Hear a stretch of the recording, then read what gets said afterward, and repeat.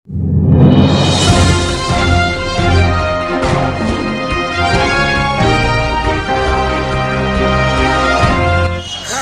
मैं वजह मिश्रा, आप देख रहे हैं आदित्य भारत न्यूज़। आज हमारे साथ पीस पार्टी के वरिष्ठ नेता खुर्शीद आलम जी मौजूद हैं। सर, आपका बहुत बहुत स्वागत है आदित्य भारत न्यूज़ में। सर, सबसे पहले एक सवाल मेरा ये है कि आज झांसी में जो प्रोग्राम हुआ है वो प्रोग्राम किस वजह से हुआ है, और ये भी शायद है कि इसमें सदस्यता भी, लोगों को सदस्यता भी दी गई है। इसके बारे में थोड़ा विस्तार से बताएं। मैं अपने इस आदित्य चैनल को धन्यवाद करता हूँ एवं समस्त बुंदेलखंड की जनता का आभार व्यक्त करता हूँ कि आज उन्होंने अपनी तहजीब को, अपनी तारीख को और अपने इतिहास को समझते हुए पीस पार्टी का दामन थामा है और प्रण लिया है कि शांति, न्याय और भारतीय अखंडता और एकता को कायम रखने के लिए बहुत सारे साथियों ने आज पीस पार्टी ज्वाइन की है। आशा करते हैं कि पार्टी में उन तमाम साथियों का स्वागत है और वादा भी करते हैं कि बुंदेलखंड की जनता का जो सपना है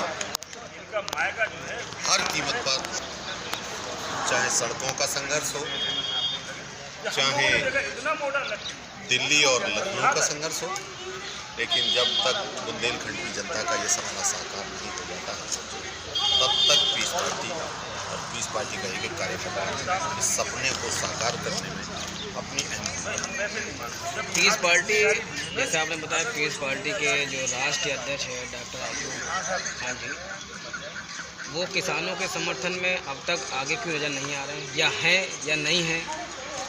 इसके बारे में क्या बोलेंगे? क्योंकि समाजवादी पार्टी आगे है और दूसरी तरफ विपक्ष मतलब पूरा आगे है, और सरकार एक तरफ कह रही है कि जो है किसानों को उनके अनाजों की सही कीमत दी जा रही है। तो इस पे पीस पार्टी का क्या सोचना है? भारत कृषि प्रधान देश है। किसी भी पार्टी को इस बात का हक नहीं वो किसानों को नज़रअंदाज करे या उनकी ज़रूरत और उनकी मांगों को नज़रअंदाज करे। प्रथम दृष्टिकोण से पीस पार्टी की प्राथमिकता है कि जब तक देश का किसान तरक्की नहीं करेगा तब तक देश तरक्की नहीं कर सकता। अगर देश को ऊंचाइयों तक पहुंचाना है तो किसान को मजबूत बनाना पड़ेगा और कृषि व्यवसाय को मजबूत बनाना पड़ेगा। अगर इस दौरे हुकूमत ने किसान पर ये काला कानून जबरदस्ती न थोपा हुआ होता तो पीस पार्टी मैदान में नहीं आई होती, क्योंकि ये कानून अगर किसानों को आवश्यकता होती तो किसान सरकार से मांग करते, क्योंकि सरकार के बनाने में, विधायक के बनाने में, सांसद के बनाने में, सरकार के बनाने में देश की संख्या के अनुपात में 70% हमारी हिस्सेदारी है। और आज धार्मिक, जातिगण, क्षेत्रवाद, भाषावाद, धर्मवाद, जातिवाद का इन्होंने चादर ओढ़कर देश का वो जो सपना था जिसे चौधरी चरण सिंह कहते थे कि देश की तरक्की का रास्ता खेत और खलिहानों से होकर जाता है, ये शायद भूल गए चौधरी चरण सिंह साहब को, लेकिन डॉक्टर अयूब साहब को उस सपने की याद है कि जब तक 70% किसान खुशहाल नहीं हो जाएगा तब तक देश खुशहाल नहीं हो सकता। इस कल्पना को नहीं, इस सपने को साकार करने में सब लोगों ने मुंह फेर लिया है, पीठ कर ली है, लेकिन डॉक्टर अयूब और डॉक्टर अयूब के साथी पूरी तरह से इसमें समर्थन ही नहीं बल्कि मैदान में है।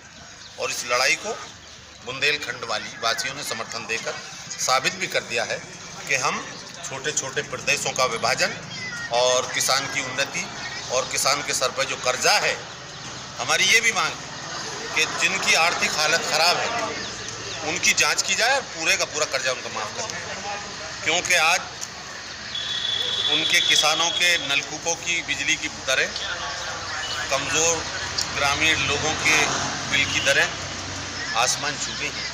जब 240 रुपये एक सिलेंडर था मनमोहन सरकार में, यही वो सरकार के लोग थे जो विरोध कर रहे थे। आज 750 रुपये का एक गरीब आदमी पर सिलेंडर थोपा जा रहा है जबरदस्ती, और जो सब्सिडी दे रखी थी उसको भी ख़त्म कर दिया। तो पीस पार्टी मांग करती है कि अगर दूसरे का कुत्ता है तो कुत्ता है और तुम्हारा कुत्ता है तो टॉमी है, व्यवस्था है।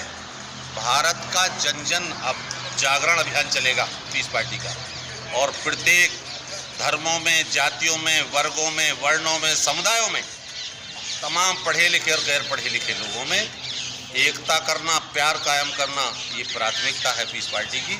और जिस दिन हमारा ये ख्वाब पूरा हुआ उस दिन भारत की सही तस्वीर सामने आएगी, कोई दुखी नहीं रहेगा। ये डॉक्टर यूब साहब के नेतृत्व में लड़ाई आंदोलन जारी है। एक लास्ट और आखिरी सवाल मेरा ये है कि सन 2022 में पीस पार्टी कितने प्रत्याशी अपने उतारेगी? जी, लास्ट और आखिरी सवाल। पीस पार्टी का राष्ट्रीय महासचिव होने के नाते, पीस पार्टी का एक जिम्मेदार साथी होने के नाते मेरी जिम्मेदारी बनती है कि पहले हम जनता की पसंद और जनता की चॉइस बनने का काम करें कि हम जनता के लिए काम आ सकें। और जहाँ तक 403 सीटें उत्तर प्रदेश की 2022 में, हमारा सपना साकार नहीं हो, हम सपना अपना साकार करने नहीं आए, बल्कि हम दुखी जनता का सपना साकार करना है। 250 सीटों पर हमारी तैयारी है, और यदि जनता ने हमको चूज़ किया, पसंद किया, तो फिर हम 403 सीटों। अपना कीमती समय देने के लिए आपका बहुत बहुत धन्यवाद।